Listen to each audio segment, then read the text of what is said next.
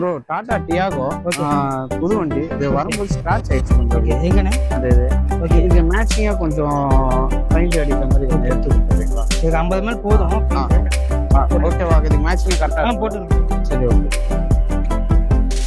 என்னை அழைத்தவரே, என்னை தொட்டவரே, நீர் இல்லாமல் நான் இல்லையே.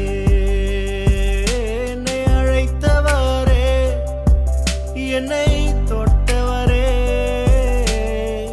நீர் இல்லாமல் நான் இல்லையே. நான் வாழ்ந்தது உங்க கிருபை, நான் வளர்ந்ததும் உங்க கிருபை, என்னை